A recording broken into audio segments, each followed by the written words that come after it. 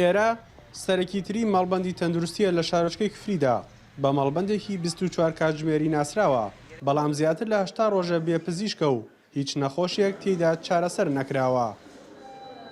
ئێمە وەکو مەڵبەندی تەندروستی سەرەکی کفری لە مانگی 12ەوە پزیشکەکانمان کە بەیکۆتیان داوامیان کرد، دواتر لە مانگی 1 ڕۆین بۆ ئیقامە خودمە ئێمە لەو بڕوارەوە پزیشکمان نییە. ئێمە وەکو خۆم لەیرانە ئەگەر زۆر حاڵەتێکی زەرور بێ پێویست بکە ئێمە خۆمانەی خەینە ڕێ هەرچی حاڵەتێ بێ. ئەو نەخۆشانەی ڕۆژانە ڕوو لەم مەڵبەندە دەکەن بەهۆی نەبوونی پزیشکەوە بەبێ چارەسەر دەگەڕێنەوە.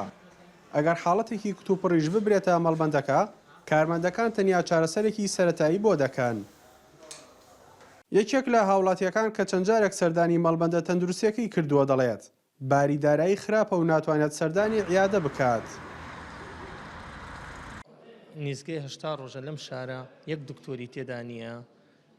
ئەم مەڵبەندە من خۆم کەسێکم نەخۆش بوو سەعات 9 هاوردم وتیان کاکە هیچ عیلاجێکمان نییە، دکتۆر نییە، نیزگەی 80 ڕۆژە دکتۆری تێدا نییە. منیش هەروە گەڕیامە، یعنی ئەگەر و نەخۆشە هەر چیزێکی بیایە مەگەر ئێمەیان بچین بۆ کەلاریان بۆ شارەکان تر. تەنیا مەڵبەندی تەندروستی کفری لە دۆخێکی خراپدا نییە، بەشی فریاکەوتنی نەخۆشخانەی گشتی کفریش بەهۆی ئەوەی پزیشکە نیشتەجێی خولاوەکان دەوامیان بایکۆت کردووە، 2 مانگ و نیوە بێ پزیشکە.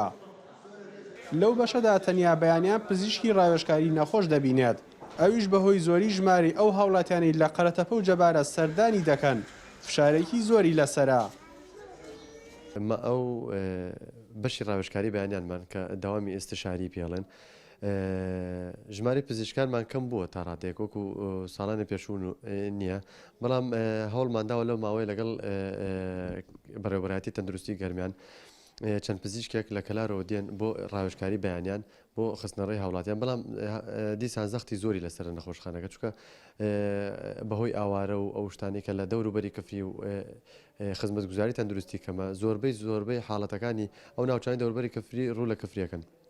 ئەوەی پێویست بێ لە کفری بۆیان نەکەین، ئەوش لە توانە ئێمانە بێ ڕەوانی نەخۆشخانەکانی ترێکن وەکو فریاکەوتنی کەلار و ئەوانە.